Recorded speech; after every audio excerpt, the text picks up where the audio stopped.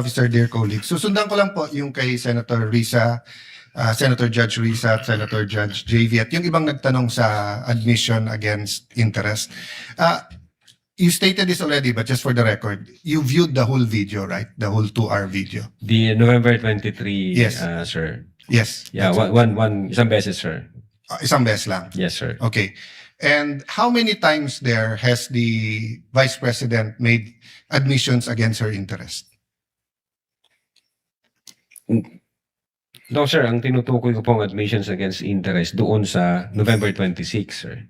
No, sabi mo yung November 23 din na ayaw ng defense gamitin contracted. So yung kinausap is also an admission against her interest, di ba? Di, sir. Ang sinasabi ko pong admissions against interest, yung November 26 video po, sir. Na sinasabi niyang totoo yun at hindi niya Yes, sinasabi. sir. Okay. Opo. So, doon sa November 23, may nakita ka doon na admissions against interest. Insofar as I'm concerned, na nireiterate niya. Hindi, not reiterate. Siguro, para malinaw, in your mind, or as a lawyer or as an NBI agent, what is an admission against interest? Yun nga po, yung ini-explain ko po kanina. Ito po yung isang bagay na ginawa ng isang tao na... Hindi ginawa, sinabi. Sinabi Kasi ng, it's admission eh. sinabi ng isang tao na ikakasira niya, but then instead of denying na sinabi niya yon, inadmit pa niya ito, ni-reiterate Okay, niya. So, very clear yon. And you and Agent John Mark Kalilong said that the basis of the investigation was the November 23 video, the basis sa inyong affidavit of investigation sa nag-file ng kaso is certain portions of the November 23 video. as well as So, the November, as well as the As well as October 8, other evidence. Okay. Opo. Sa November 23, ilan ang admission niya against interest?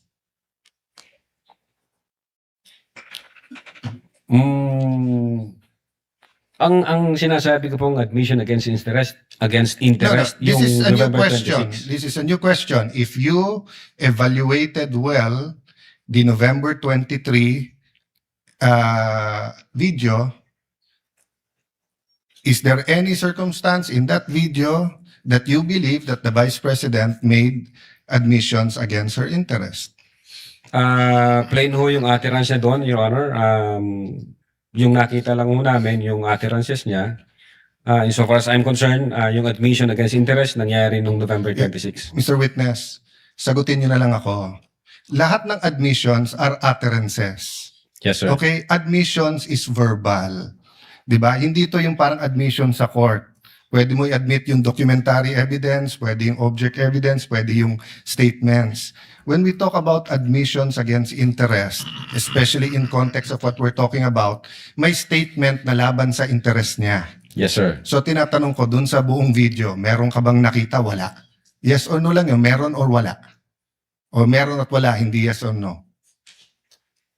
Kayo nag-evaluate nun eh. Meron o wala? Admissions against her interest. Yes, sir. The fact na in-utter niya yun. O which one nga? So meron ilan at ano yun? A little leeway, Mr. Presiding Officer, kasi hindi natukoy masyado yung tanong. Senator Judge Arat may proceed. Yeah. So which statement that? That one you're mentioning now. So yung sagot mo meron. Ang understanding ko, sir, nung sinabi ko yan, I'm referring to the November 26, 2024. Mr. Witness, paulit-ulit tayo. Yes, sir. Burahin mo na yung pinag-uusapan natin you're referring to. I'm asking you a direct question. Yes, Sa sir. November 23, meron o wala bang statements na you will consider in your professional as a lawyer and as an NBI agent in charge of investigating this? Meron ba siyang state admissions against interest? Ang tinutukoy ko lang po again, Your Honor, yung 26. No, I don't care. Wala po yung 23. I'm sorry. I don't care, Mr. Presiding Officer, kung anong tinutukoy mo. I'm asking you a direct question. November 23, video. Meron o wala siyang admissions against her interest doon? Attorney Latok, yes, no, I do not know, I do not remember. We're referring to November 23, not 26. Yeah, I do not know, sir. Ang Oh, you do not nare-refer, know. ang Okay. nare-refer ko na Yeah, don't tell me admission- na. So you do not know. Okay. When she said, kung papatayin ako, may kausap na ako, patayin niyo yung tatlo. Is that an admission against interest? Yes or no? based on that utterance, sir, yes, I think so. Yes. O kakasabi mo lang kanina, I don't know. Ngayon, yes. O ano pa? Ano pa sa video na yon na admission against interest? Meron o wala? Or I don't know. Yung utterances na yun, sir, ang Sir, bukod nga doon. to me, sir, yung utterances na yun, that's admission against Sir, interest. klaro na yon. Tinanong ka na ng presiding officer, sagot mo, I don't know. Tinanong kita ng diretso na sa video, biglang you know, biglang sasabihin mo na yun utterance na yon. So ang tanong ko na ngayon, bukod doon, aside from that, Sir, ulitin ko po yung sagot ko. no, you don't need to answer. Yung sinabi ko po na No, I'm admission asking against you, interest. aside from the utterance, the statement, na kung papatayin nila ako, patayin sila, is there any other utterance during in that video that you would consider admission against In so far interest? as I remember, wala na po yun. Wala na, okay. When the Vice President said, yung pinamigay sa DepEd, isn't that an admission against her interest kung may pinamigay? Siya po yung namigay, sir. So, ikaw ang nanood ng video, ikaw nag-evaluate, ako pa magsasabi sa iyo kung ano laman ng video. Akala ko ba, tinignan nyo ng mabuti yung video? Bakit hindi mo alam yung laman ng video? EDSW, ano yun? Sir, pwede ko pong tingnan yung sinasabi No, niyo. no, so you Specific. do not know what the alaman ng video. Again, tinignan ko po ang video one time and ang nag-review po ng video yung agent on case. Yes, but you're the agent in charge and you're the one who filed the affidavit. Okay, Yes, sir. next question.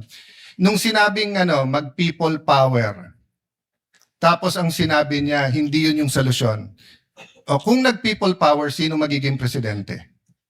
Kung nag-people power at mawawala ang Pangulong Marcos, sino magiging presidente? Siya, sir. Oh, so hindi ba admission against her interest din? Siguro sa interest niya maging presidente. Pero ang sinabi niya, wag. I think so, sir. Okay. So I mentioned 3. So my next question. When you have an admission against interest, do you take the whole admission or you can cut it up into parts? Again, Your Honor, yung If my admission against interest is 1 sentence or 1 paragraph or 3 sentences, can you take 1 sentence and say yun lang yung admission and the 2 other sentences are not? Can you I divide think it it up? should be the whole, sir. The whole sentence. So the Yes, sir. whole sentence niya, nung sinabi niyang kung papatayin ako, is pinagbibintangan niya yung tatlo na papatayin siya. So if you say it's an admission against interest and you believe it, you also have to believe na papatayin siya nung tatlo. The same thing, if you're going to say na namudmud siya sa DepEd, ang sinabi niya galing sa First Lady yung pera. So you're also going to have to believe that. So if you're going to believe her, na yung ibang sinabi is seditious, ngayon sinabi nga niya, hindi solusyon ng people power. So as the evaluator, bakit hindi consistent yung evaluation niyo nung video? No, I think yung in so far as people power is concerned, I think sinabi niya yata na, yes ma'am, natutuwa ako dun sa ginagawa niyo. Hindi. Your Honor. Pwede ko pong ulitin. Your Honor. Let the record speak for itself. It's on Yes, Your page 26. Same paragraph nung sinabi niyang papatayin, no? But having said that, last question, no? Bakit sa cybercrime ni-refer? Ba't hindi sa anti-terrorism or sinabi mo meron intel group? Bakit sa cybercrime? Your Honor, my cyber aspect po kasi yung violation. Okay. What are the aspects of the alleged threat? One is the cybercrime grave threat. The other one is a possible assassination threat, right? No, Your Honor, yung sinasabi kong my cyber aspect, the utterances was made through Through cyber.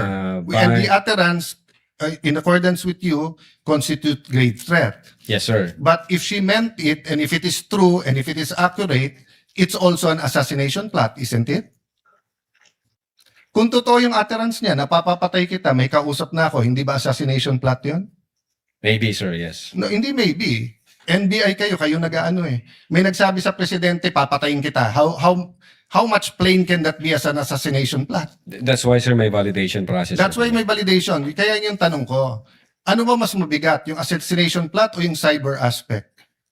No, Your Honor. No, no, diretsong tanong. Hindi no. Anong mas mabigat? It's a direct question. If you were NBI director now or whatever, you were PNP chief, dalawang iniimbestigahan mo, yung cyber aspect na pwedeng cyber libel, pwedeng grave threat, at yung assassination plot. Ano mas mabigat sa dalawa? Ano yung prioritize mo? Your Honor, yung cyber aspect, based on the law, mag-a-add siya ng 1 degree higher doon sa... So, magdidebate tayo kung anong higher. Papabayaan mo mapatay ang presidente. Kindly wind up, Senator Yes, Judge. I'm winding up. The point I want to make, Mr. President, is whether I was the PSC, the Executive Secretary, NBI, or an ordinary citizen, my first concern is wag mapatay ang presidente. Yes, sir. But instead of the NBI director taking it upon himself, giving it to the anti-terrorist or to the intelligence, sa cybercrime binigay. Your Honor, again, uulitin ko, yung utterances was made through Yeah, information and so communication I- technology. Kaya may... I hope if jurisdiction any one outside of my the crime colleagues here division. become president, magbago yung attitude ng NBI. Mas importante pala cyber kaso sa buhay ng presidente. Not necessarily, Thank Your you, Honor. Mr. President.